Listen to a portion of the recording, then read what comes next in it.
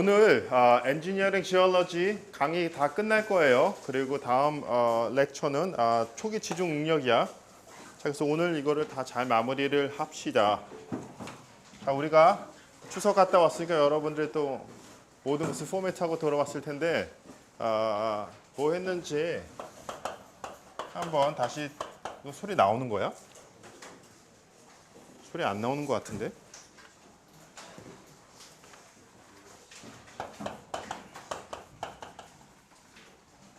한번 되짚어 봅시다. 우리가 조암 광물의 종류, 특징, 어떻게 우리가 분류하는지 설명을 했고,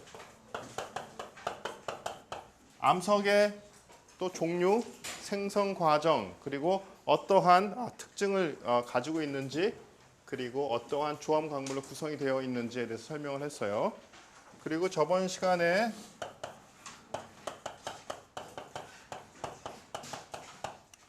불연성면의 종류에 대해서 알아봤어요. 그 테이블로 알아봤지 여러 가지 종류가 있었어요. 그래서 각각의 그 불연성면이 어떻게 다른지에 대해서 설명을 했어요. 어떠한 불연성면들이 중요한지 설명을 했고, 그 다음에 오늘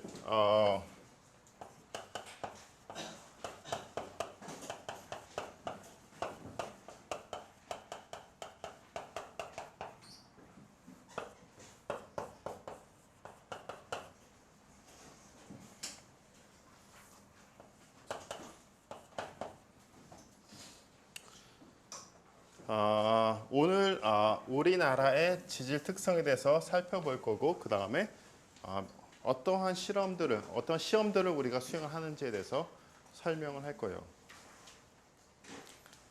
자, 그래서 우리나라의 지질 특성을 살펴볼 거고, 우리 책에서는 마찬가지로 책을 좀 같이 보면서 진도를 나갈 거예요. 45페이지에 우리나라 한국 지질의 특성이 나와 있죠.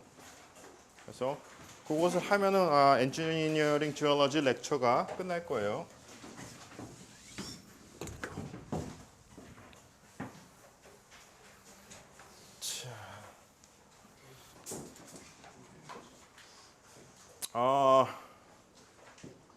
여기 지질 시대를 우리가 어떻게 구분하는지에 대해서 이제 여기 나와 있는데, 그 슬라이드가 내가 맥으로 바꾸면서 막 그림들이 막 깨지고 있어. 그래서 여기 여러분들 그림이 다 깨졌을 거야. 원래는 이렇지 않았는데 자세한 내용은 알 필요 없으니까 여기까지만 알아둡시다. 이온이 무엇인지. 그래서 가장 큰 분류 방법이야. 이온이 어떻게 분류를 하느냐. 본격적인 생물 출현 시기인 고생대를 기준으로 그전을 은생이온, 그 이후를 현생이온으로 구분한다 그랬어요. 그래서 현생이온, 그리고 그전을 은생이온.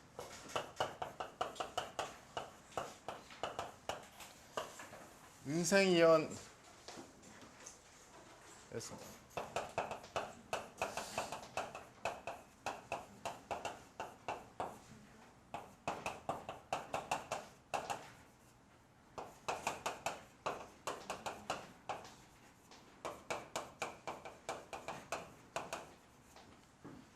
은생이온에서 선캠브리아기가 이제 있고, 현생이온에는 신생대, 중생대, 고생대. 자, 위로 갈수록 젊은 거야, 영한 거야. 만들어진 지 얼마 안 된 거고, 밑으로 갈수록 오래된 거예요. 그래서 신생대, 중생대, 고생대, 선캠브리아기. 우리가 암을 설명을 할 때 언제 생성된 암인지를 설명 붙여요. 고생대에 만들어진 무슨 암이다. 선캠브리아기에 생성된 무슨 암이다. 이런 식으로 설명을 붙여요. 그래서 언제 생성됐는지를 알면은 그 특징을 우리가 더 잘 파악할 수 있기 때문에 지질 시대 언제 만들어졌는지를 얘기를 해요. 그래서 우리나라 한국의 지질 특성을 설명할 때도 이 생성 시기를 가지고 분류를 할 거예요. 그래서 나머지 것들 대, 기, 세 이렇게 자세하게 우리가 알 필요는 없고, 아주 가장 큰 분류 우리가 알아야 된다. 그래서 그러면은 각 대에 생성된 암석, 암반의 특징을 한번 살펴봅시다.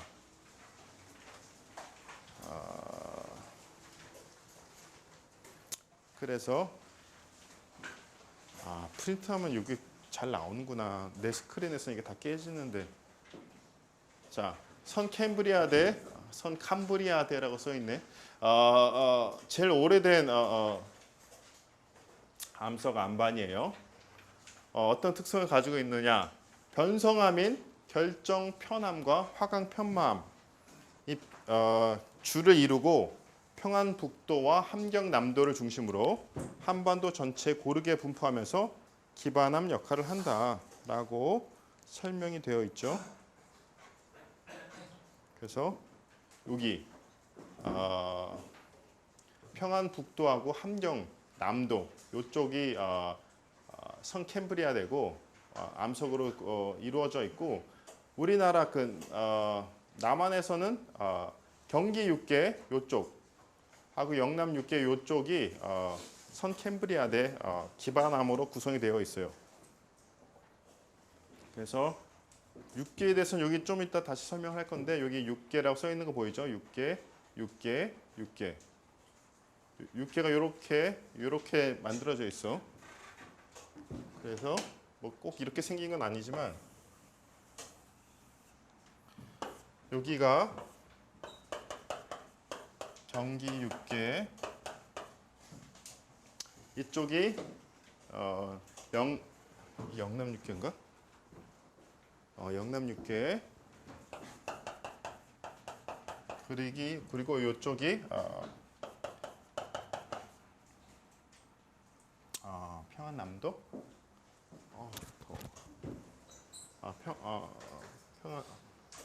평북 함경 육계. 요것들이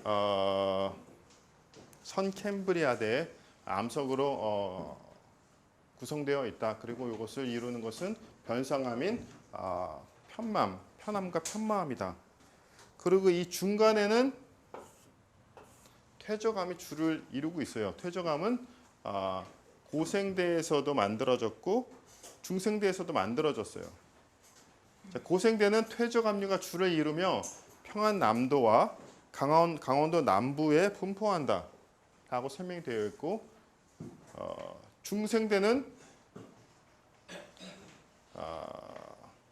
화강암은 추가령 지구대를 경계로 남쪽은 북동남서 방향성을 보이고 대규모의 저반상 분포를 이루고 있고 이건 남쪽 설명이고 북쪽은 분포 양상이 불규칙하다.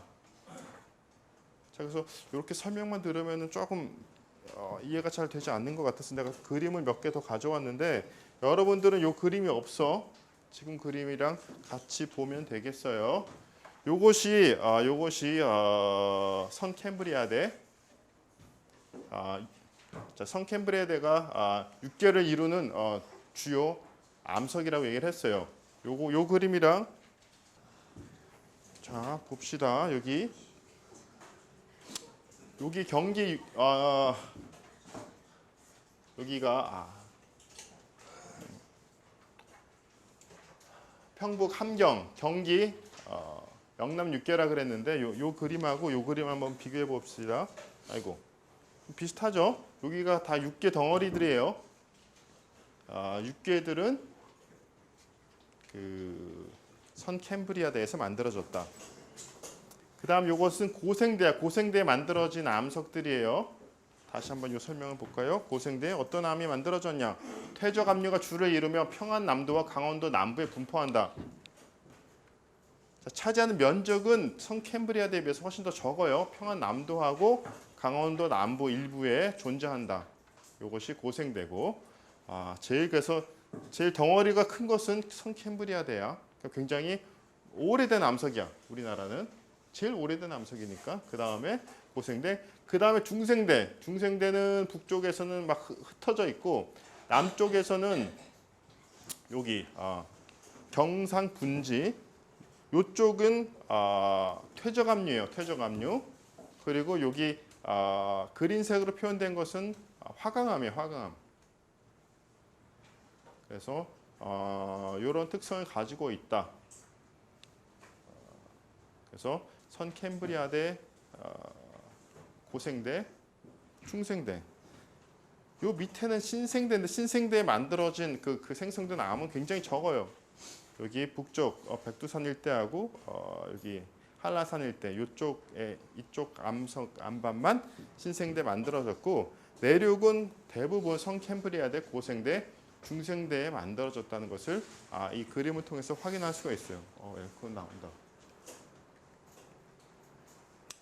자, 그래서 이런 분포를 가지고 있다. 그래서 우리나라에서 가장 중요한 것이 선캠브리아대 그리고 중생대예요. 그래서 이렇게 언제 만들어졌는지를 기준으로 이렇게 분류를 할 수가 있고 아니면 또 우리가 지체 구조를 가지고 분류를 할 수가 있어요. 아까 계속 설명했던 6개가 있죠. 6개의 설명은 여기 나와 있어요. 선캠브리아대 지층으로 계속 얘기했죠. 이루어진 지역으로 고생대 이후에 육지로 노출된 것.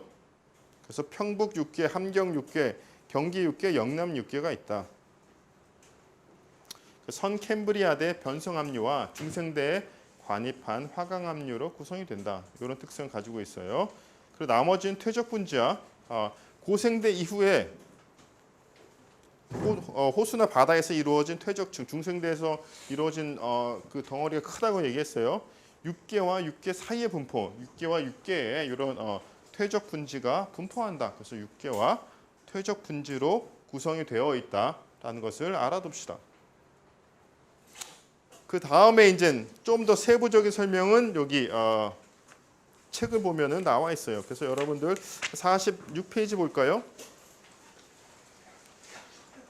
그래서 지질 시대 표가 나와 있는데 일단 한자가 나와요. 한자 나오면은 여러분도 싫고 사실 나도 싫어. 나도 한자 그 세대가 아니야. 그래서 이런 것까지 알 필요는 없어요. 우리 제일 좌측 컬럼에 있는 거 신생대, 중생대, 고생대, 원생대 여기까지만 알면 되겠어요. 그 다음에 그림 2.16에 한반도의 지질 구조가 나오죠. 여기 좀 자세하게 설명이 되어 있어. 그 슬라이드 그림보다 좀 더 자세하죠. 경기 6개, 습곡대, 영남 6개, 경상분지 등등 아주 좀 세밀하게 분류가 되어 있죠. 이것을 한번 읽어보고 그 다음에 48페이지 각각 지역들, 덩어리들을 좀 더 자세하게 알아봅시다. 그래서 이 설명을 몇 가지만 읽어봅시다. 중요한 내용만 설명이 되어 있어요.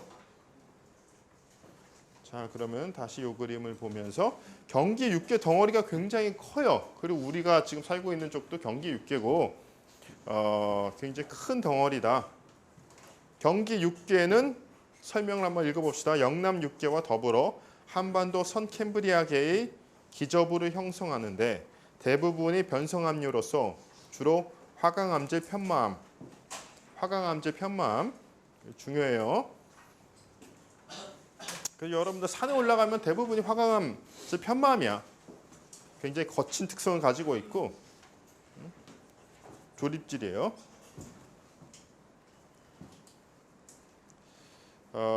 이에 근데 이렇게 산이 이렇게 하나의 암종으로만 구성된 게 아니라 여러 가지 암종이 섞여 있단 말이야. 여기에 협재되는 편암과 주암으로 이루어진 변성암 복합체이다. 여러 가지 암이 섞여 있다. 하지만 주를 이루는 것은 화강암질 편마암이다. 경기 지역에서는 그래서 이런 특성을 가지고 있다. 이 정도는 여러분들이 알고 있어야 돼요. 그 다음에 영남 6궤. 이것도 선캠브리아 계에서 생성됐다고 얘기를 했고 영남 6궤를 이루는 것은 변성 퇴적압류로 경기 육계와 마찬가지로 주로 편맘유와 편암유로 구성이 되어 있다. 그래서 뭐 화강편마암, 호상편마암 등등으로 구성이 되어 있다. 그 다음에 옥천구조대, 이 그림에서 옥천구조대 여기예요. 여기 옥천구조대. 육기와 육기 사이는 퇴적분지라고 했는데 한번 특성을 볼까요? 그래서 북동부 쪽은 고생대, 남서쪽은 중생대에 만들어졌다고 했고 하부 고생대층은 하부 고생대층은 석회암을 주로 하고 고해암과 석회질 퇴적암으로 구성된다. 상부 고생대층은 쇠설 퇴적층이다. 중생대층은 쇠설 퇴적암이다. 그래서 여기는 대부분 퇴적암으로 구성된 것을 확인할 수가 있어요.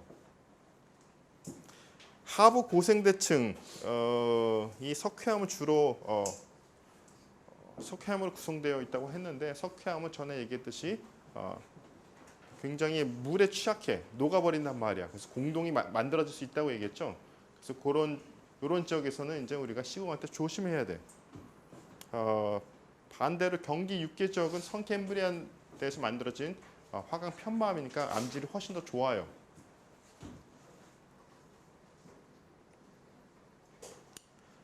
그래서 이 내용을 갖다 전부 다 외우는 것은 굉장히 어렵겠죠. 옥천대의 이 많은 퇴적암들을 전부 다 외우는 것은 굉장히 힘들고 생성된 시기도 달라. 고생대, 중생대 암이 많아서 이 자세한 내용 갖다 전부 다 여러분들이 외울 필요는 없고 이제 퇴적암류로 이제 구성됐다. 고생대, 중생대에 만들어졌다 정도까지만 알아둡시다. 그래서 퇴적암류가 주를 이루고 있다. 그리고 경상누춘군이 여기 경상분지예요. 경상분지 여기 오른쪽 아래쪽 코너에 있는 큰 덩어리가 되겠어요. 중생대 만들어졌어요. 중생대 주라기 후기에 있었던 화산 압력을 수반한 두꺼운 퇴적층이 형성이 됐다. 즉 이것도 퇴적암이야. 퇴적암이고 그래서 그 49페이지 밑에서 두 번째 줄 보면은 여감, 사암, 쉴, 이암, 이회암 모두 다 퇴적암이죠. 퇴적암으로 구성됐다는 것을 우리가 확인을 할 수가 있어요. 자, 그래서 우리가 여러분들이 이제 이 이상의 세부적인 사항을 갖다가 전부 다 외우는 것은 어렵고 우리가 사실 지질학 수업은 아니니까 그 정도까지만 알아두고 우리나라가 전체적으로 어떻게 구성되어 있는지 큰 그림만 그릴 수 있으면 돼요. 아주 자세한 내용까지는 몰라도 돼. 나도 다 옥천 구조대 어쩐 퇴적암류로 구성됐는지 10가지를 나열하라 그럼 나 못해요. 나도 못해. 그래서 크게 뭐 4가지 덩어리로 분류를 하고 각각 언제 생성됐는지 어떠한 암으로 구성됐는지 그 정도만 알면 되겠어요. 알겠죠? 자, 그 뒤에 나오는 그 연약 그 안반 지역하고 섬 및 기타 지역은 넘어갑시다. 이런 건 나중에 읽어보고 일단 여기까지 해서 이제 지질 특성은 설명을 마칠게요. 자, 그럼 엔지니어링 지올러지 마지막 부분이 되겠어요. 암석 안반의 물리적 성질을 갖다가 우리가 어떻게 규명할 것이냐. 자, 요 그림은 처음 인트로덕션에서 내가 설명을 했었어요. 대부분의 암석 안반은 전리를 가지고 있다. 그래서 우리가 이게 암석이냐 안반이냐 불연성면을 고려해야 되냐 고려하지 말아야 되냐 그것은 굉장히 주관적이다. 그런 얘기를 했었어요. 그래서 이 그림은 벌써 설명을 했죠. 저번 첫 시간 했죠. 그래서 우리가 아주 작은 샘플에 대해서 그 샘플을 가지고 그 암석의 특징을 설명할 때는 샘플이 충분히 작다면 이것이 신선함, 인텍트 락으로 볼 수가 있지만 샘플이 크기가 커지면 커질수록 그 샘플에 불연속면이 하나 이상이 포함될 가능성이 높아지죠. 그래서 불연속면이 너무 많으면은 이것을 이 불연속면을 다 개별적으로 고려해 줄 수가 불가능하다. 이런 경우에는 우리가 오히려 이런 것을 연속체로 우리가 해석을 한다. 불연속면이 하나나 두 개, 즉 불연속면의 특성에 따라서 공학적 특성이 결정될 때는 불연속면 해석을 한다고 얘기를 했었어요. 그래서 우리가 암석, 암반, 불연속면의 관계를 갖다가 우리가 정의를 했죠. 불연속면이 없는 인텍트 락이면 암석이고 불연속면을 포함하고 있으면은 우리가 암반으로 부른다 그랬어요. 그래서 인텍트 락, 락 매스 이게 같은 재료, 같은 사물을 여기서 설명을 하지만은 의미하는 내용이 조금 달라요. 암석과 암반. 그래서 그런 내용은 내가 처음에 설명을 했었었고 자세한 내용은 다 나옵니다. 그래서 암석, 암반의 강도 그리고 파괴 기준 어떠한 식을 써서 우리가 강도를 예측하는지 그런 내용은 챕터 4에 나와요. 암석, 암반, 강도의 파괴 기준. 그 다음에 불연속면 역학, 불연속면의 특징을 설명을 하고 방향성을 정의하는 그런 내용이 나오는데 그런 것은 챕터 5에 나와요. 그 다음에 암반의 변형. 우리가 언제나 강도만 가지고 설계를 하는 게 아니에요. 강도로도 설계를 하고 변형으로도 설계를 해요. 설계의 두 가지 축이죠. 강도와 변형, deformation, 치마. 그래서 강도 기준 그리고 변형 기준. 변형을 우리가 예측할 수 있어야지만 변형 설계를 할 수가 있어요. 그래서 그런 내용들이 이제 4, 5, 6에 나옵니다. 이런 게 끝나면은 그 다음에 여러분들이 이제 사면하고 터널에 대한 설계로 넘어가요. 그래서 이런 특징을 가지고 있다. 그러면은 우리가 이 샘플의 크기가 굉장히 중요하다는 얘기를 했어요. 지금 샘플이 큰지 작은지에 따라서 우리가 측정하는 값이 달라져. 그럼 샘플을 얼마나 크기로 만들어야 돼? 굉장히 고민일 수밖에 없어요. 소일은 어때? 소일 여러분들이 실험할 때 오도미터 아직도 안 했다. 지금 안면 시험 해 이제? 이번 주에 해? 오도미터 테스트가 샘플 크기가 다 똑같아요. 초대형 오도미터 테스트를 만들 수도 있지만 별로 큰 의미는 없어. 그래서 안면 시험이나 안면 시험기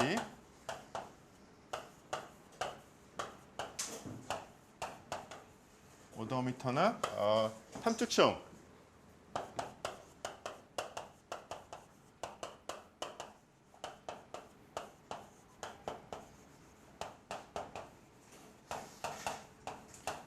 트라이액션 테스트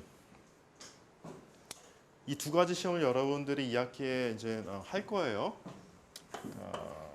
할 건데 오도미터나 트라이액션 테스트는 거의 다 샘플의 사이즈가 규격화돼 있어. 내가 좀 더 크게 만들 수는 있지만은 거의 규격화된 샘플을 사용해요. 내가 미친 척하고 더 큰 오도미터를 만들어서 실험할 수도 있어. 내 마음이지 뭐. 하지만 그런 경우는 굉장히 드물어요. 그래서 왜냐면은 그 소일 파티클 크기 자체가 굉장히 작기 때문에 사이즈 이펙트가 그렇게 크지 않단 말이야. 그래서 그렇지만은 암석 암반에서는 이게 굉장히 큰 영향을 미칠 수가 있어요. 샘플 사이즈가 샘플 사이즈하고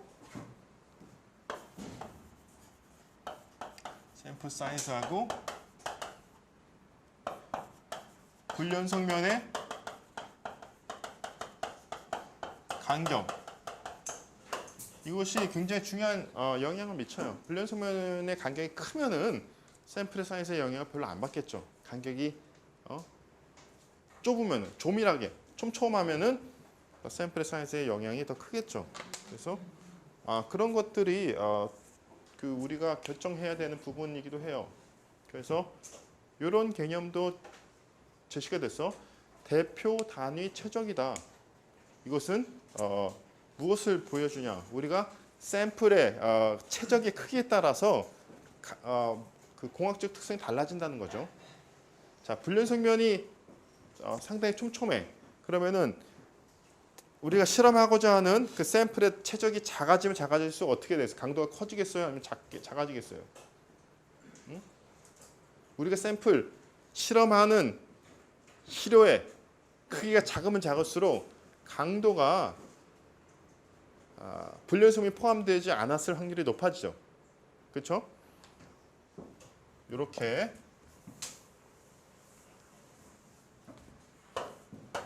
이런 불연성면이 있는데 내가 샘플은 작게 하면 작게 할수록 인텍트 라크 확률이 높아진다고. 크게 하면 크게 할수록 불연성면을 포함할 확률이 높아지고.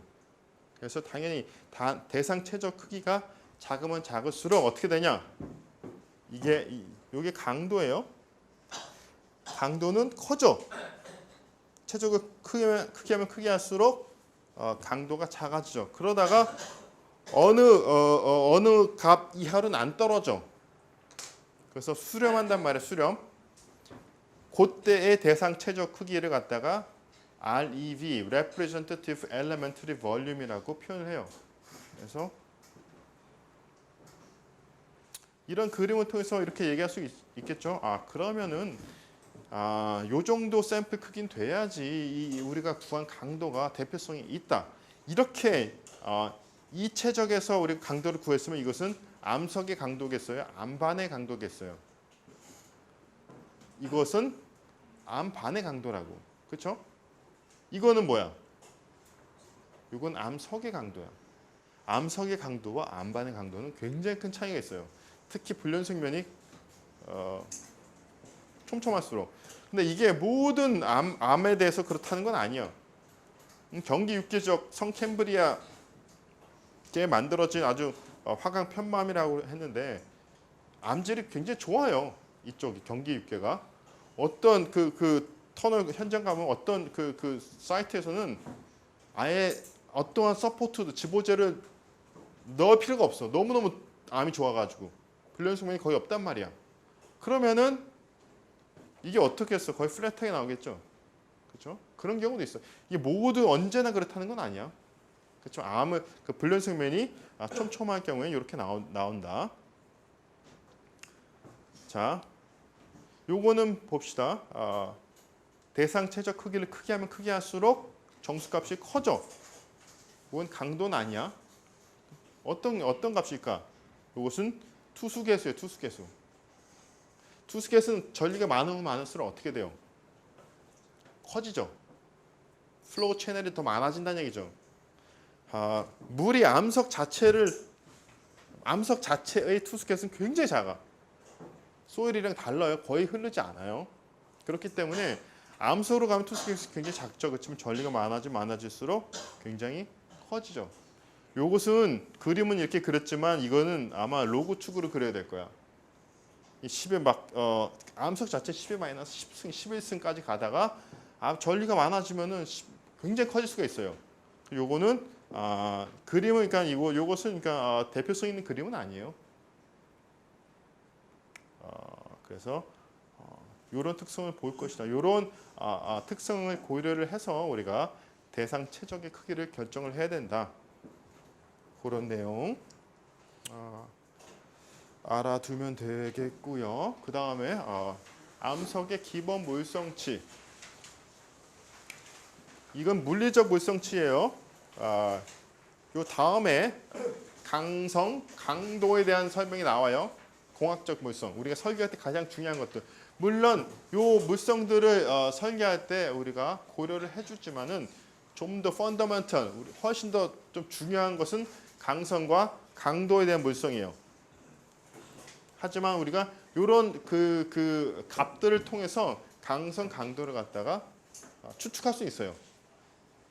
자, 기본 물성치가 뭐가 있는지 한번 봅시다. 간극률, 비중, 단위 중량, 투수 개수. 자, 이런 데피니션은 다 여러분들 알고 있어요. 이 정의 자체는 토질력 것과 동일해요. 간극률의 정의, 비중, 단위 중량의 정의, 투수 개수의 정의 다 동일합니다. 값만 틀려지는 거예요. 그리고 마지막으로 암석의 마모 저항 시험 말고 또 한 개 더 있는 하여튼 이런 시험들이 있어요. 먼저 요 세 가지. 요건 무성치가 아니야. 요건 무성치가 아니에요. 간극률, 비중, 단위 중량, 투수 개수. 자, 간극률의 정의. 간극률의 정의는 전체 최적분의 간극이 차지하는 최적이 되겠죠. 그래서 간극률. 여기에 간극률에 여러 가지 그 암석들의 간극률이 정리가 되어 있어요. 보면은 굉장히 그 레인지가 커. 그래서 보면은 사암 보면은 언제 생성 그 시대 그리고 깊이에 따라서 큰 차이를 보이죠. 사암도 4,000m 들어가면은 간극률이 0.7%인데 표면 지표면에 있는 백악기에 생성된 사암은 굉장히 간극률이 클 수도 있다. 자, 사암은 무슨 암이에요?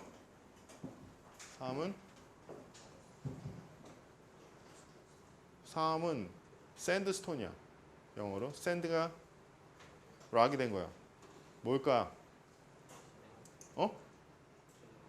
퇴적암이에요. 퇴적암. 사암. 그 샌드가 세멘트화된 거야. 고결돼서 간극수가 다 빠져나가고 압력을 받아서 암이 된 거예요. 퇴적암은 압에 따라서 그 간극률이 크게 바뀌어요. 센 압을 받을수록 많이 퇴적돼. 간극이 줄어들어. 그래서 간극률이 감소해요. 그래서 그걸 보여주기 위해서 비교를 한 거예요. 똑같은 캠브리아기 사암인데도 깊이가 4,000m면 0.7%, 캠브리아기만 11% 그래서 큰 차이를 보였다. 그래서 퇴적암은 confining pressure, 구속압의 영향을 크게 받는다는 것을 설명하기 위해서 이렇게 예를 든 거고. 요것도 쉐일은 뭐야? 무슨 암이야? 요 퇴적암이죠. 그렇죠? 퇴적암도 그렇죠? 깊이가 커질수록 그 간극률이 감소하죠. 또 예를 든 것이 화강암. 화강암. 자, 화성암들은 기본적으로 퇴적암보다 훨씬 더 간극률이 작아요. 생성 과정이 완전 틀리단 말이야. 훨씬 더 작은 간극률을 보이고 있다. 뭐 몇 가지 석회암, 석회석은 굉장히 그 간극률이 커. 근데 석회석도 베리에이션 굉장히 커요. 근데 보면은 0.7%, 1%부터 뭐 43%, 28%라고 나와 있는데 기본적으로 암석은 간극률이 이게 다 대표성이 있다고 볼 수는 없어. 예를 보여준 거예요. 훨씬 더 흙보다 작겠죠, 당연히. 암석 물이 막 흐르는 그런 구조가 아니에요. 근데 지표면에 있거나 특정 그 암석들은 간극률이 클 수도 있다. 근데 대부분 화강 편마암이다. 경기 육결을 형성하는 화강 편마암 그 간극률 굉장히 작아요. 그 다음에 비중과 단위 중량. 뭐 드라이 단위 중량은 요 식으로 계산되는 것은 여러분들이 다 알고 있고요. 근데 일단 이 간극률 자체가 크지 않기 때문에 이 간극률에 큰 영향을 받지는 않아요. 소일과는 다르게. 자, 여기서 건조 단위 중량을 리스트를 했는데 제일 작은 거부터 볼까요? 그냥 암염, 록솔트하고 이 석회석, 라임스톤 간극률도 굉장히 컸어요. 석회석. 요거 녹으면은 그냥 확 물에 잘 녹아 아주 굉장히. 그리고 또 작은 게 뭐가 있나요?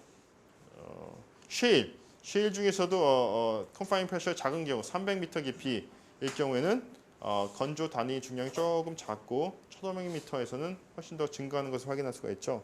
그래서 퇴적암은 좀 confining pressure 영향을 많이 받기 때문에 confining pressure 같이 기재를 해준 것이고, 화성암 같은 경우에 컨파이닝 프레셔 영향을 거의 받지 않아요. 등등이 나와 있는데 그럼 레인지가 크다. 정보가 특정 암, 뭐 석회성 암염, 뭐 쉐일, 특정 퇴적암을 제외하고는 건조 단위 중량이 굉장히 큰 것을 확인할 수가 있어요. 나보고 한 값을 쓰라 그럼 뭐 나는 25나 27 정도 쓰겠어. 대략적으로. 샌드 같은 경우는 건조 단위 중량이 얼마였어요? 얼마 정도야? 응? 얼마? 2.3? 건조 단위 중량. 그건 비중이지, 비중. 건조 단위 중량은 보통 뭐 커봤자 20, 21 정도까지 샌드는. 클레이는 훨씬 더 작아요. 클레이는 강력률도 크고 그래가지고 클레이는 16, 17, 18 레인지가 커요. 16, 17, 18 그 정도고 샌드는 뭐 19, 20, 21 정도. 암은 20 이상이다. 23, 25, 27 그 정도. 당연하죠. 근데 뭐 설명 안 해도 여러분들 차이가 난다는 것은 알겠죠. 그래서 단위 중량은 우리가 또 설계할 때 필요한 값이에요. 단위 중량까지는 알아야 돼. 그래서 뭐 25, 27 정도 써도 뭐 큰 무리수는 아니다. 그다음 투수계수. 자, 투수계수의 레인지를 한번 봅시다. 이건 10의 몇 승으로 가요? 23, 25 그 수준이 아니야. 4번 볼까요? 10의 마이너스 3승에서 10의 마이너스 8승. 그러면 이게 몇 배 차이 나는 거야? 15승 차이가 나. 쉐일 10의 마이너스 9승에서 10의 마이너스 13승. 자, 쉐일은 클레이로 만들어졌기 때문에 투수계수 좀 더 작아요. 쉐일 두 가지 나오고 현무암 10의 마이너스 12승, 화강암 10의 마이너스 7승에서 10의 마이너스 11승 등등. 이거는 실내 시험이라고 써놨네. 현장 시험. 자, 그리고 이것은 현장에서 시험한 거다. 자, 어떤 시험에서 구한 값이 더 크겠어요? 현장 시험 값이 클까? 실내 시험 값이 클까? 현장 시험이 더 불륜승면이 어느 쪽이 더 많을까? 현장이 많을까? 실내 시험이 많을까? 내가 이만한 왁 샘플을 잘라서 가져오면 기계내야 만들 수 있지. 그렇지만 너무 돈이 많이 들 거 아니야? 이만한 샘플을 우리가 만들지가 않아요. 샘플은 작아. 코어링을 하는데 그러면은 아까 그랬죠? 그 REV 설명을 했죠. REV가 크면 클수록 투숙해서 어떻게 된다 그랬어요? 커진다 그랬죠.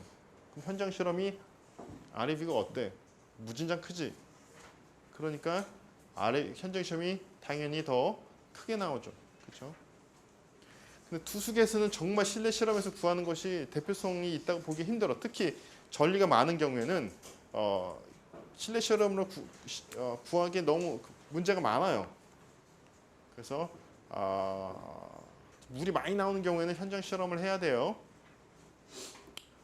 그 차이가 굉장히 많이 날 수가 있다. 봐요. 석회석 배분석 10의 마이너스 5승에서 10의 마이너스 13승. 현장 시험은 10의 마이너스 3승에서 10의 마이너스 7승. 자, 이제 비슷한 수준의 값이 아니란 말이야. 그래서 이런 것들은 굉장히 차이가 많이 난다.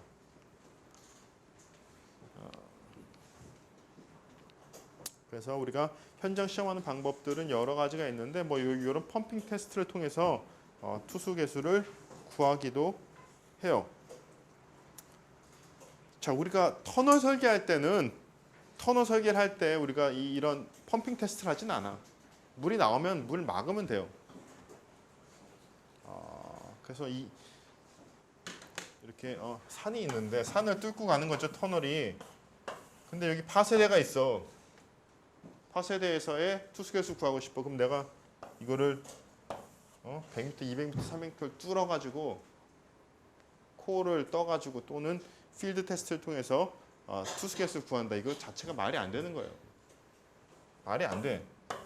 그래서 우리가 그냥 여러 가지 비파괴 조사 등등등을 해가지고 여기가 파쇄대가 있다 싶으면은 이쪽에 좀 물도 많이 나오겠다 싶어가지고 예측하고 필요한 공법들을 적용한단 말이야. 이렇게 해요. 우리가 어떻게 이걸 다 하겠어? 불가능해요. 근데 지열 발전에서는 굉장히 투스케이스가 중요해요. 그런 투스케이스가 굉장히 중요한 그런 프로젝트에서는 이런 현장 시험을 할 수가 있어요. 그래서 우리가 어떤 프로젝트를 어떤 것을 설계하는가에 따라서 어떤 시험을 하는지가 결정이 되죠. 그렇지만 일반 터널이나 사면 우리가 설계할 때 투수 시험까지 하지는 않아요. 대부분의 경우에는. 그리고 또 소개된 것이 암석의 마모 저항 시험. 그래서 영어로는 Slake Durability Test. 자, 여기 책에는 설명이 여기 안 나와 있었던 것 같은데 여기 조금 바뀌었죠, 여러분들 그 강의 노트랑 좀 바뀌었나? 여기 설명이 돼 있구나.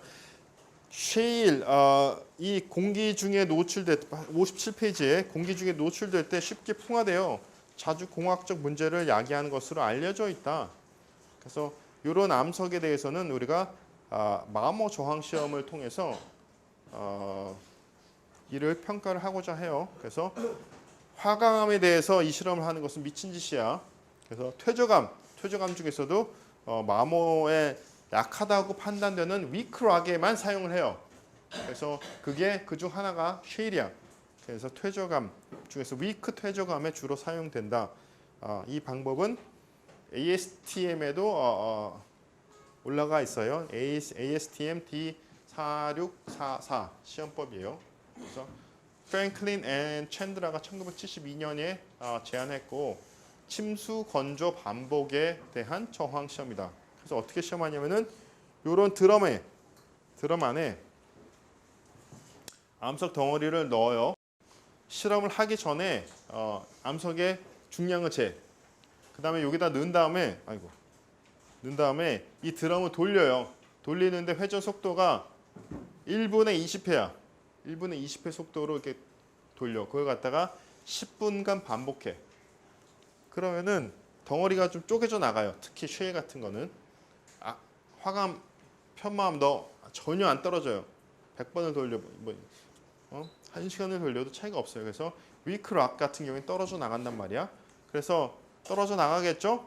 그러면 10분 후 1분의 20회를 갖다가 10분을 갖다 회전한 다음에 이걸 갖다가 오븐에다 옮겨서 말린 다음에 덩어리의 중량을 재는 거예요. 그럼 떨어져 나갔으면 중량이 감소했겠죠. 그렇게 중량을 재고 그 다음에 또 한 번 똑같은 과정을 반복해서 얼마만큼의 중량이 남아 있는지를 확인을 하는 거예요. 그래서 남아 있는 중량비를 갖다가 마모 저항도라고 표현을 했어요. 그래서 마모 저항도 여기 책에 그 부호가 나와 있죠. 기호 듀레빌리티 인덱스야, ID. 그래서 아주 간단해요. 요거야 그냥 잔류량을 갖다가 레이쇼로 나타난 거야. 초기 중량 분의 남은 중량 레이쇼니까. 그래서 이 표를 가지고 매우 큰 저항성 이것을 갖다 분류를 하는 거예요. 60% 미만이 남으면은 매우 작은 저항성 첫 10분 회전 후. 그래서 이렇게 많이 남을수록 당연히 저항성이 커지겠죠. 그래서 이렇게 분류를 할 수가 있어요. 저항성이 크냐 작냐. 그래서 요 시험을 마모 저항 시험이라고 한다. 여기 여러분들 시험과 실험의 차이를 알죠? 시험과 실험 잘 알아 몰라? 몰라? 자, 여기 실험이라고 표현, 오타야, 오타. 시험이라고 해야 돼. 실험은 내가 어떤 이론을 만들었어. 이론이 검증되기 전까지는 뭐 가설이겠죠. 어떤 내 가설을 만들었어. 내 가설이 맞는지를 증명을 하고자 해. 그러면 그러기 위해서 어떤 실험 장치를 갖다 만들어서 가설이 맞다는 것을 입증한단 말이야. 그런 식으로 연구가 진행되는데 그렇게 가설을 갖다 증명하는 목적으로 수행되는 것이 실험이야. 시험은 여러분들 시험 보죠, 시험. 중간고사 시험이라고 그러지 중간고사 실험이라고 하지 않죠. 시험. 기본적으로 이제 숙련도를 보거나 뭐 지식 정도를 보거나 그걸 테스트하는 거야. 그럼 요런 스탠더드 시험들은 실험이겠어요, 시험이겠어요? 어떻게 수행하라 방법이 다 나와 있죠. 그렇죠? 그래서 결과를 이렇게 뽑아내고 결과를 이렇게 사용하라라고 제시가 되어 있단 말이야. 이것은 실험이 아니에요. 이건 시험이야, 시험. 여러분들이 하는 것, 그 학부 과정에서 하는 모든 것은 시험이야. 우리가 연구할 때 하는 것은 실험이 많아요. 근데 새로운 시험 기구를 만들어서 어떤 이론을 갖다가 적절성을 검증한다. 그럴 때만 실험이다. 그래서 실험 결과가 아니라 시험 결과로 이걸 수정을 해야겠죠. 이렇게 작은 것들 있잖아요. 이렇게 작은 것들이 굉장히 중요해.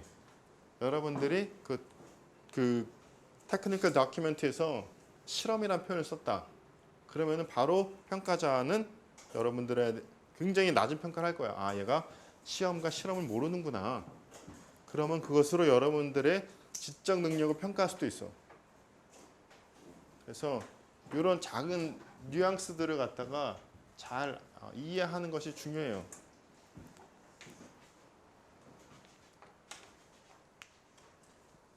자, 그래서 시험 결과로 수정을 합시다. 그래서 이것이 마모 저항 시험. 그 다음에는 여기 소개된 것이 암석 강도 간이 실험. 간이 시험. 이것도 시험.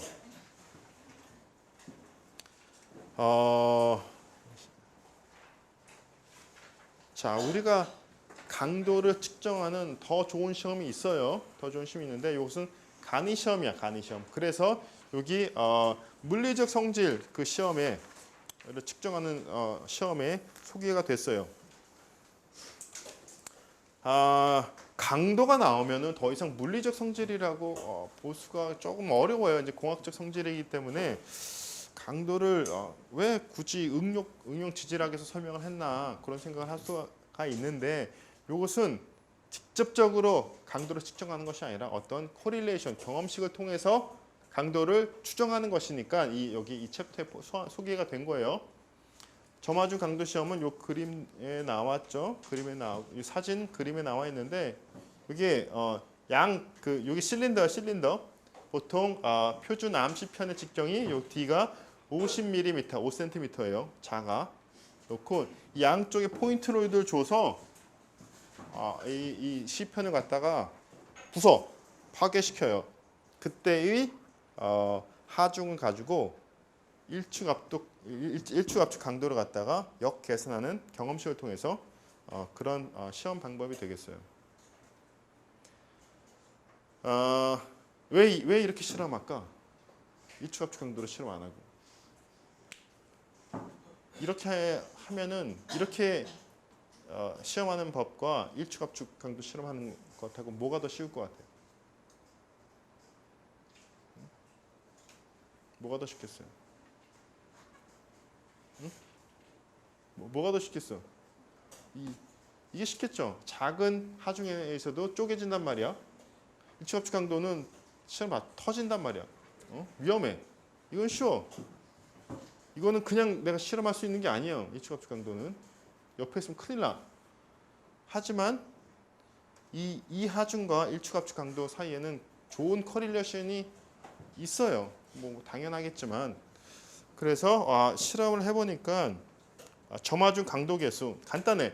파괴시의 하중 P를 갖다가 직경 제곱으로 나눠준 것이 점화중 강도 계수예요. 점화중 강도 계수와 일축 압축 강도. 그러니까 점화중 강도 시험도 수행을 하고 일축 압축 강도 시험을 같이 수행을 해봤더니 이런 코릴레이션이 있더라.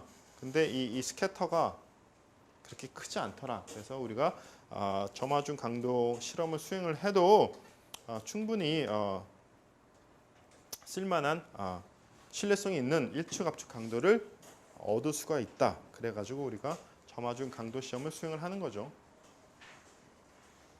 그래서 요 그림에 나온 그 코릴레이션은 요 식으로 표현이 돼요. 시그마 C 일축 압축 강도는 24 곱하기 IS가 포인트 로드 테스트에서 구한 계수예요. 그래서 이런 관계가 있다. 그래서 훨씬 더 간편하게 강도를 추정할 수 있다. 직접 시험을 하는 것은 아니고 이런 시험법이 있고 그리고 마지막으로 슈미트 해머 시험이 있어요. 슈미트 해머 시험. 이것은 일종의 비파괴 시험이라고 볼 수가 있어. 즉 암석을 직접 부수는 게 아니에요. 반발 계수만 측정하는 거예요. 슈미트 해머 본 적 있어요? 콘크리트 봤어? 오케이. 콘크리트를 갖다가 암석으로 바꾼 거예요. 재료만 바꾼 거예요. 슈미트 해머. 굉장히 우리가 쉽게 강도를 예측할 수 있는 그런 시험이 되겠죠. 자, 슈미트 해머 반발 계수인데 슈미트 해머를 작용하는 방향에 따라서 우리 이 표가 달라져. 자, 하여튼 슈미트 해머의 반발 계수 값들이 나와 있고 여기 암석의 단위 중량을 가지고 우리가 일축 압축 강도를 예측하는 거예요. 그래서 아주 간단하죠. 예를 들어서 슈미트 해머를 위에서 작용했어. 버티컬 방향으로 40이 나왔어요. 40이 나왔어. 암석의 단위 중량이 뭐 25라고 할까? 25였다. 40에서 25 너무 커? 40에서 몇 할까? 24. 잘 안 보여. 24. 그러면은 일축 압축 강도가 80메가파스칼 정도가 될 것이다. 이런 식으로 강도를 예측하는 거야. 근데 내가 측정을 갖다가 버티컬 방향이 아니라 좀 인클라인드, 45도 인클라인드에서 작용했다면은 시작하는 포인트가 조금씩 달라져요. 조금씩 달라져. 근데 엄청난 차이가 있는 건 아니지만 보정을 좀 해줘야 된다는 얘기야. 방향에 따라서. 근데 봅시다. 이게 뭐야? 이게 스탠더드 데비에이션인데 이게 커지면 커질수록 일축 압축 강도가 예측치가 잘 안 맞는다는 얘기야. 베리에이션이 크다. 그래서 그 정도는 여러분들이 사용할 때 감안을 해줘야 돼요.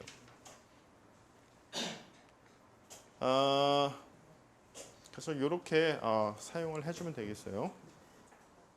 그래서 슈미트 해머나 점화중 강도 시험 두 개 다 우리가 많이 사용하는 시험법이 되겠어요. 그래서 이렇게 암석 강도를 경험적인 차트를 통해서 구할 수가 있어요.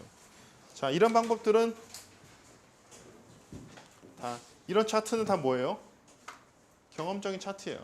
이게 막 과학적 근거가 있는 게 아니라 여러 가지 실험을 통해서 이런 차트를 만들어낸 거예요.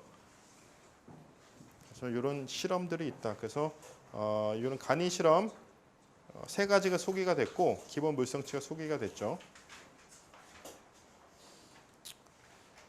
자, 여기까지 해서 이제 엔지니어링 지올러지 강의는 모두 다 끝났어요. 여기 다 끝났고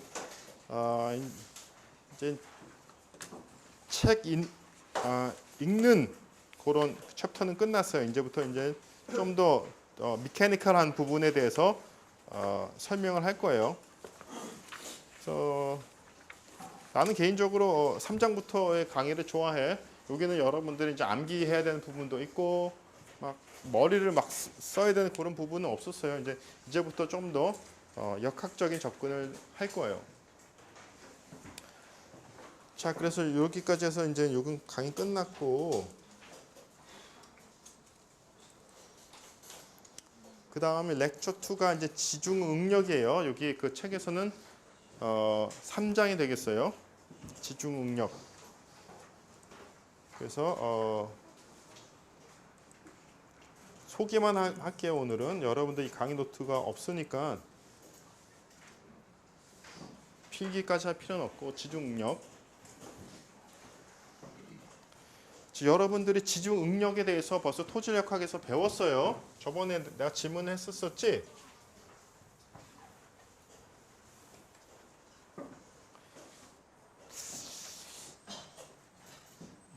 지금 배웠나 이제 지중응력?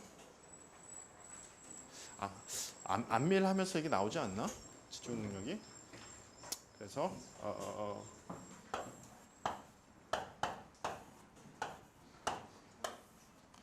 버티컬 스트레스하고 호리존털 스트레스가 두 개가 있는데 이 관계가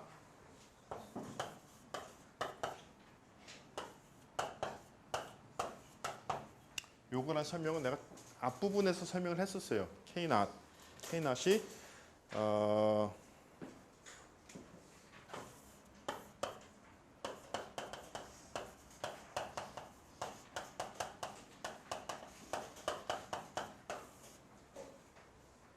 정지 토합 계수예요. 정지 토합 계수. 자, 집안이 움직이면은 vertical 스트레스도 변할 수 있고 horizontal 스트레스도 변할 수가 있어요. 그러면 더 이상 정지 상태, at rest 상태가 아니기 때문에 이 K not을 적용할 수가 없어요.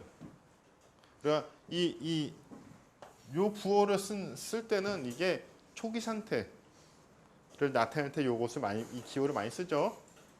그래서 K not은 정지 토합 개수라는 것을 꼭 알아둬요. 초기 상태.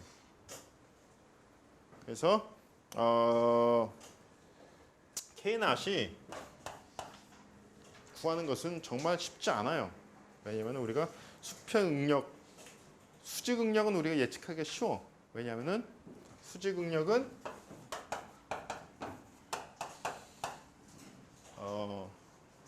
표기할 때 여러분 꼭 요거 프라임을 붙여줘야 돼. effective stress인 것을 나타내주기 위해서 시그마 V 프라임은 unit weight 곱하기 깊이, depth를 갖다 곱해주면 된단 말이야. 쉬워요. 이게 왜 쉽냐? 단위 중량의 레인지가 아까도 봤지만은 막 소일은 20이고 그 락은 100인 게 아니에요. 다 30 미만이야. 20에서 30 사이란 말이야. 그래서 그렇게 크지 않기 때문에 단위 중량 때문에 도저히 난 예측할 수가 없어. 그럴 리가 별로 없어. 그리고 단위 중량은 측정하기도 쉬워. 그냥 샘플에서 구하면 돼요. 그러니까 측정하는데 아무 문제가 없어요.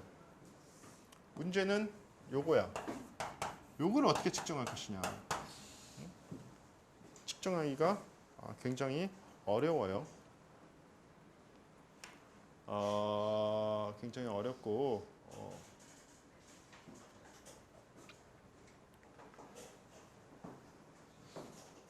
그래서 특히 지표면 부근에서는 시그마 H 프라임을 비교적 그래도 정확하게 예측할 수가 있지만 깊이 들어가면 들어갈수록 아주 우리가 좀 복잡한 방법을 통해서만 시그마 H 프라임을 구할 수가 있어요.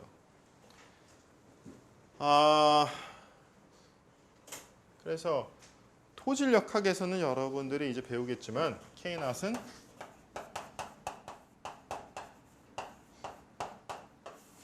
요 식을 갖다가 절대적으로 많이 쓸 거예요. 이것을 우리가 Jackies equation이라고 해요. 워낙 유명해서 Jackies equation 하면은 사람들이 다 알아. 이런 표현을 많이 써요. Jackies equation 1-sin phi, phi는 여기서 friction angle이에요. friction angle.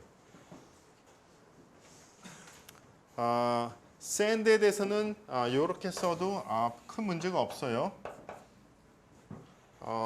세멘티드 샌드를 제외하고는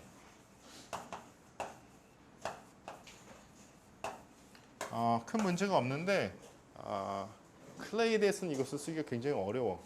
K낫은 클레이에 대해서는 여러분들이 토지역학 시간에 잘 못 배울 확률이 높지만 phi 요것을 우리가 실험을 하는 경우가 굉장히 드물어. 우리는 phi 프라임을 몰라. 샌드는 아는데 클레이는 몰라. 이 실험을 잘 하진 않아요. 그래서 이거를 잘 모르고, 그리고 클레이 같은 경우에는 요건 알지? 플라스티시티 인덱스. 응? PI가 뭔지 알아? PI도 몰라? 소송지수 몰라? 소송지수?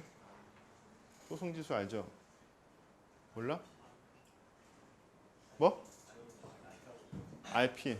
그래, 똑같은 거야. RP, PI. PI란 표현을 더 많이 써요. PI. 플라스티시티 인덱스니까. PI. 클레이의 그 성질을 내가 실험 없이 구하고 싶어. 그러면 나 같은 경우에는 최소한 두 가지 정보를 달라 그럴 거야. 그게 뭐냐면은 PI하고 여러분들이 지금 배우고 있지? OCR이야. OCR이 과밀비예요. Over Consolidation Ratio. Over Consolidated Ratio. 과밀비 배웠죠? 집안도 안 듣는 사람들이 있다 그랬나 여기서? 집안 안 듣는 사람 손 들어봐. 몇 명이었더라 그때?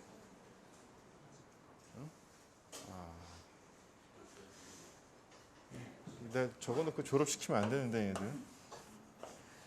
자, 왜냐면은 내가 전에도 여러 번 얘기했지만 지금 토지력학은 여러분들이 내가 보기엔 거의 응용 지질학을 배운 거야. 그 다음 진짜 중요한 부분을 하나도 안 배운 거예요. 그래서 설계에 필요한 건 아무것도 안 배운 거야 이제. 그러니까 시험은 당연히 못 보고 설계 불가능이라고 볼 수가 있어요. 불가능. 그래서 내가 하여튼 내년에 내가 기초를 강의를 안 할 수도 있는데 이제 왜냐면은 집안 쪽을 내가 강의를 해야 되기 때문에 여러분들이 내가 만약에 기초를 한다면은 집안공학을 수강하지 않은 학생들은 기초공학 꼭 듣도록 해요. 왜냐면은 이것은 사실 굉장히 중요한 내용이기 때문에 내 전공이라서 중요한 게 아니라 구조 기본하고 집안 기본을 알아야지 토목구조물을 설계할 수가 있잖아. 아주 기본적인 설계 얘기하는 거예요. 그걸 할 수 있어야 되는데 그걸 못하면은 토목공학과를 졸업했다고 얘기를 할 수가 없단 말이야. 그래서 토지력학에서 진도를 좀 천천히 나가서 커버를 안 했으니까 꼭 반드시 듣도록 해요. 베르놀리 방정식 몰라도 설계할 수 있는데 토질의 기본을 모르면 설계가 할 수가 없어요. 그래서 클레이 같은 경우에는 플라스티시티 인덱스하고 OCR이 굉장히 중요한데 샌드에서는 프릭션 앵글이 중요하고 요 정도는 알고 있어야 된단 말이야. 요 정도는. 근데 내가 4학년 때 기초공학을 해봐도 잘 모르더라고. 내가 이거 주입하는데 한 학기 걸려. 플라스티시티 인덱스하고 OCR이 굉장히 중요하다.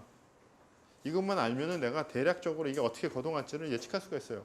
강도도 예측할 수가 있고 어떤 거동을 할 건지 나는 그릴 수가 있어. 근데 K낫은 플라스티시티 인덱스의 영향도 받고 OCR의 영향도 받아요. 즉 클레이로 가면은 굉장히 모든 게 복잡해져. 복잡하고 이해하기 어려워지고 실험하는 것도 복잡해지고 결과를 분석하는 것도 어려워지고 그리고 우리가 그 공학적인 설계를 할 때 여러 가지 가정들이 들어가. 클레이는 너무 구하기 어려워요. 그래서 여러 가지 가정들이 들어갔는데 그거 갖다가 잘 이해 못하는 경우가 많았어요. 아무튼 그래서 클레이는 굉장히 어렵다. 어려우면 어떻게 할 것 같아요? 그럼 내가 돈을 엄청 들여가지고 OCR도 정밀하게 측정하고 PI도 측정하고 여러 가지 문헌 조사를 해서 K낫을 정확하게 예측하겠다. 이렇게 하는 게 아니라 어려우면 어려울수록 포기야. 포기. 나 그래 그럼 나 안 할래. 그럼 안 하고 나 이거 그냥 찍어서 넣을래. 이렇게 돼 버려요. 그래서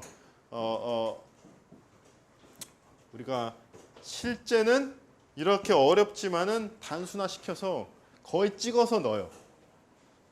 클레이드에서 아주 안타깝지만 그렇게 그게 프랙티스예요, 프랙티스. 그래서 우리가 그걸 바꾸려고 해. 그래서 내가 굉장히 좋은 실험을 해가지고 내가 이렇게 실험을 했으니까 안전율을 낮춰줘라라고 얘기해도 우리나라에서는 그게 안 먹히는 거지. 그래서 그런 좀 정밀한 실험과 설계가 진행이 안 되고 있어요. 그래서 우리가 설계 수준이 낮은 거야. 그런 그 공학자의 자유도가 없어 별로. 그래서 사실 좋은 설계에서는 당연히 이런 것들이 반영이 되는데 외국에서는 우리나라에서는 잘 안 되고 있어요. 그래서 우리 이거 찍는다. 안타깝지만 소일은 이래요. 소일은 이렇게 하고 있어요. 그래서 제키스 이퀘이션의 사용이 거의 절대적이다. 거의 내가 보기엔 90% 이상이야. 90%가 뭐야? 99% 정도 그 제키스 이퀘이션 사용을 해요. 나도 아무런 정보가 없으면 가정해요. 가정하는데 물론 프랙티스 하는 것보다 좀 더 좋은 가정들을 하지만 실험 결과 없으면 어떡할 거야? 어쩔 수 없지. 그래서 definition을 했어요. K나 여기서는 아직 그 암반에 대해서는 아무런 얘기도 안 했어요. 자 시그마 V와 시그마 H 간의 관계는 우리가 K나스를 통해서 정의할 수도 있고 아니면은 탄성론 이용을 해서 이 관계를 정의할 수도 있어요. 거기에 대해서는 다음 시간에 계속 할게요. 탄성론으로 이 관계를 정의하는 거. 우리가 부하동수 레이쇼를 이용을 해서 이 관계를 한번 만들어 볼 거예요. 그래서 그리고 락에서는 왜 K낫이 더 어렵냐? 사실 전에 한번 얘기했어요. 그래서 K낫을 구하기가 굉장히 어렵다. 그러니까 즉 식으로만 예측하는 것은 굉장히 어렵다. 그래서 저번 시간에 얘기했는데 텍토닉 스트레스가 굉장히 크기 때문에 텍토닉 스트레스는 측정하지 않고서는 예측하기가 굉장히 어려워요. 토질은 그래도 이런 값들을 알면 예측할 수가 있는데 락은 더 어려워. 그래서 우리가 현장에서 시험을 하지 않으면은 정확한 예측을 하기가 어려워요. 그래서 현장 시험 방법도 다음 시간에 계속 설명을 할 거예요. 그래서 다음 시간에 이 3장을 좀 마무리하려고 노력을 해볼 거예요. 자 여기까지 오늘 강의고 숙제 오늘 나갈 때 간단한 숙제예요. 그리고 우리가 월드라고 WARD라고 우리가 락 샘플 세트가 있어. 그래서 그걸 조교실에 502호에 갖다 놓을 테니까 그걸 가지고 만져보고 색깔 보고 설명을 쓰면 돼요. 그리고 추가적인 정보를 구하고 싶다 그러면 위키피디아나 뭐 이런 그 자료들을 인터넷 자료들을 이용을 해서 찾아보고 그게 맞는지 비교를 해보란 말이야. 비교를 해봐서 암석의 특징을 설명을 하면 되겠어요. 알겠죠? 다음 주 화요일까지 제출하면 돼요. 자, 자필로? 아니 너희들 또 카드 페스트 하려나? 아니 그건 내가 여러분들한테 맡길게요. 근데 막 카드 페스트에서 막 이렇게 쓰지 말고 뭐 어떻게 잘 정리해서 가져와요. 자, 이것으로 강의 끝.